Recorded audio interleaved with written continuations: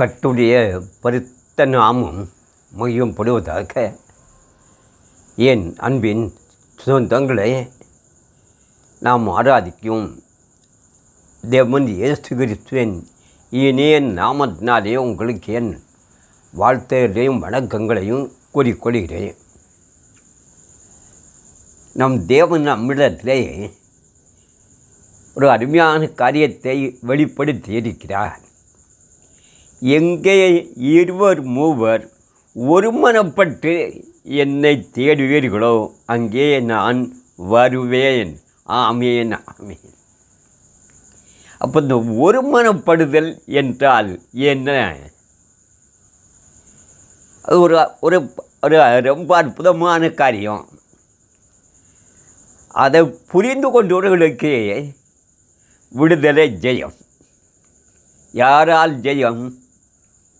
நாம் தொழுது கொள்ளும் தேவனால் நமக்கு ஜெயம். இந்த அநேகர்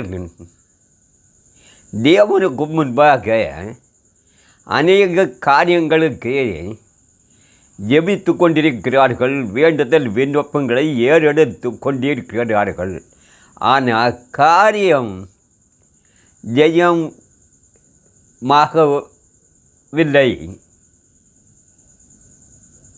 ஏன் என்றால், இந்த ஆத்மா, நம் எண்ணங்கள், காரியங்கள் தேவனுக்கு முன்பாக ஒருமுகப்படுகிறதா? தன்னை முழுமையாக ஒப்பு கொடுக்கிறதா என்றால் இல்லை. ஒருமுகப்படுத்தி இருந்தால் தேவன் நம் எண்ணங்கள், காரியங்களை விசாரித்து அறிந்து அதற்கு பதில் தேடிய அன்பு செலுத்திக்கிற தேவனாய் இருக்கிறார். இரக்கம் கிருபையுமான நம் தேவனாய் இருக்கிறார். ஏனென்றால் நாம் ஒருமுறைப்பட்டு அவரை தேடுகிற வேளையிலே, ஒருமனப்பட்டு துதித்து ஆராய்க்கிற வேளையிலே நம் காரியம் விடுதலை, ஜெயம், சந்தோஷ, சமாதானம். இங்கே நம் முப்பதாகிய ஆபிரகாம், அவருடைய ஒரே ஒரு காரியம் நாம் நன்கு சிந்தித்து பார்த்தால், ஒருமனப்படுதல் என்றால் என்னவென்று நாம் அறிந்து கொள்ளலாம். அவருக்கு கொடுத்த ஒரே புத்திர சந்தானம்,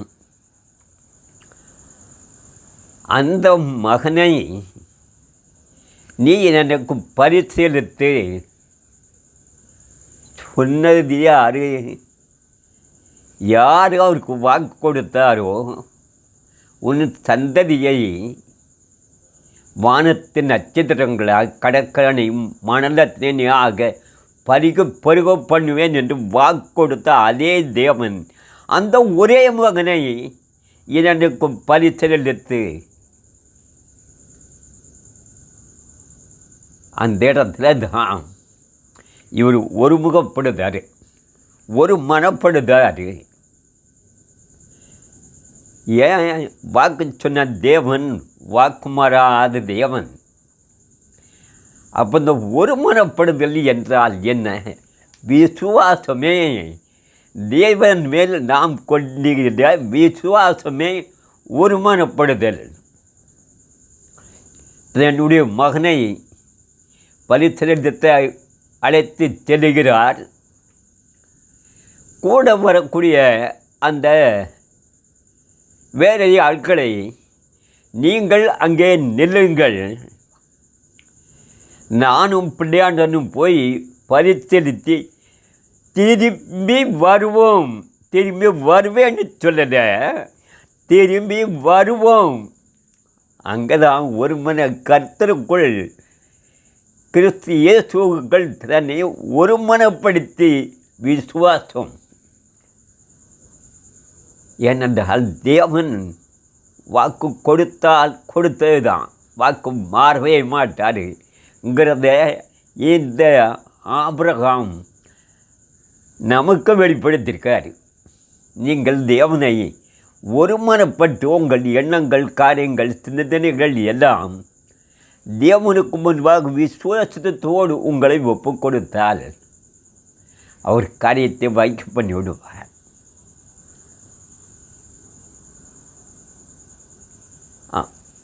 தானியேல், சாத்ராக், மேஷக், ஆபேத்நேகோ அவருடைய காரியங்களை பாருங்கள். உங்களை கட்டி ராஜா அக்கினி சூளையிலே தூக்கி போட்டு விட்டார். அவர்கள் சொல்லுகிற அந்த ஒருமனப்படுதல், தேவனுக்குள்ளாக ஒருமனப்படுத்துதல், சிரித்து உருவாக்கின சர்வபலமுள்ள தேவனுக்கு முன்பாக தங்களை ஒருமனப்படுத்துதல். நாங்கள் எங்களை அவர் விடுவித்தாலும் சரி, விடுவிக்காமல் போனாலும் சரி, நீ நின்று ஆட்டிருக்கிற அந்த இருக்கிற தெரிந்த சிலையை நாங்கள் தொழுது கொள்ள மாட்டோம். எங்கள் தேவன், நாங்கள் ஆராதிக்கும் தேவன் எங்களை விடுவிக்க வல்லவராயிருக்கிறார். ஆமேன். அதுதான் ஒருமனப்படுதல், அந்த விசுவாசம். பெரும்பாலுள்ள ஸ்திரீயை எங்கே அவங்க போய் பார்க்காத வைத்தியர் அவங்களாம் தேடி அலைஞ்சி இருந்த ஆசிரியர் செலவு பண்ணிட்டு வெறுமையான பிறகு அந்த பெரும்பாலும் ஸ்திரீயுடைய எண்ணங்கள் ஒருமனப்படுது, ஒருமுகப்படுது. இந்த தேவனை நாம் தொட்டால், அவருடைய வஸ்திரத்தின் ஓரத்தை தொட்டால் குணமாவேன். அதான் விசுவாசம். அந்த விசுவாசம் இந்த பரிசுத்த வேதாகமத்திலே அநேக சாட்சிகளை நமக்கு ஆண்டவர் வெளிப்படுத்தி இருக்கிறார்.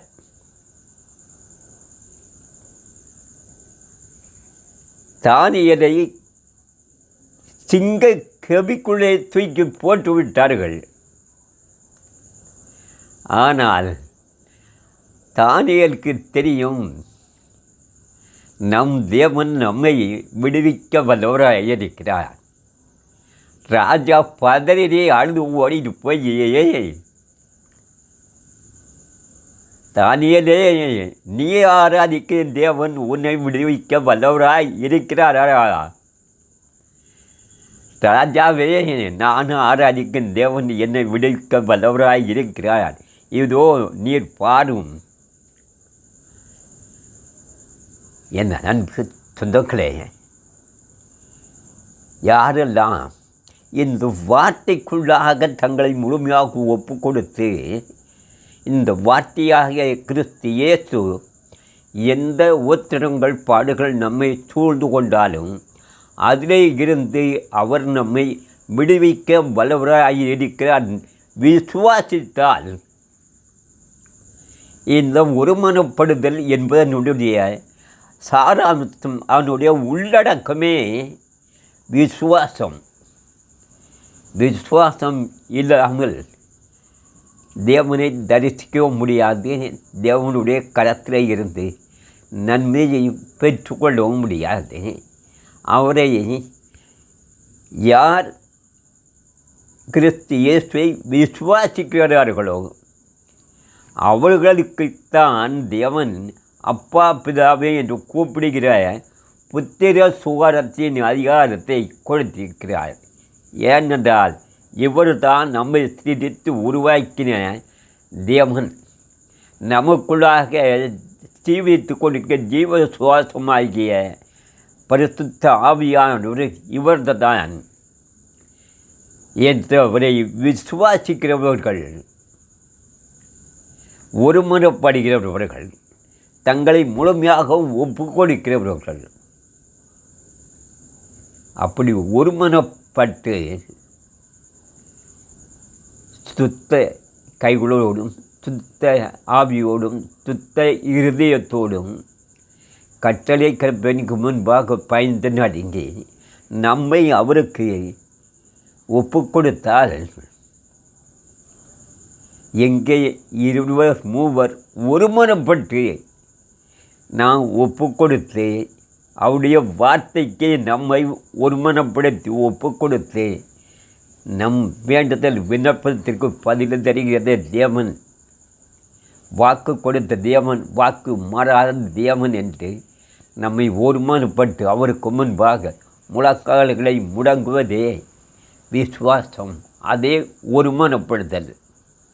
அந்த ஒருமனப்பட்டு என் ரட்சிப்பின் தேவனே, என் ஜீவனே, என் ஜீவ சுவாசமானவரே, நான் உண்மையே நம்பியிருக்கிறேன் தேவனே, என் அடைக்கலமும் நீரே, என் கோட்டையும் நீரே, என்னை விடுவிக்க வல்லவர நீரே என்று விசுவாசித்து நம் அனைத்து காரியங்கள் அவருக்கடத்திலே ஒப்படைத்து விட்டார்.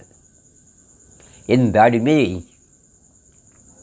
போஷிக்கிறார்கள், உடுத்து வைக்கிறார்கள். அவர் கொடுத்த அந்த பரமண்டல ஜபத்திலே அன்றன்றுள்ள ஆகாரத்தை இன்று எனக்கு தாரும், அதை கரெக்டாக எனக்கு தாரார்.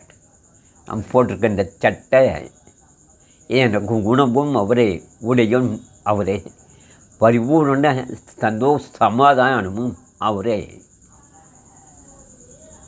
முழுமையாக மனப்பூர்வமாக ஒருமனப்பட்டு நம் போக்கின் விரதத்தில் நம்மோடு கூட வருகிற தேவன். வாதை உன் குடரத்தை அணுகாதது, துஷ்டன் துன்மார்க்கன் உன் வழிகளிலே வரமாட்டான் என்று வாக்கு கொடுத்தது தேவன். அந்த தேவனை நாம் ஒருமனப்பட்டு தலைகளை தாழ்த்துவோம், முழக்கால்களை முடக்குவோம். அந்த விசுவாசத்தினாலே நம் காரியங்கள் அனைத்தும் தெய்வமாக மாற்றுவார். அன்பு சொந்தங்களே, நாம் தேவனுக்கு முன்பாக ஒருமனப்படுவோம், தலைகளை தாழ்த்துவோம். விசுவாசத்தினாலே நீதிமான் பிழைப்பான். ஆமேன், ஆமேன்.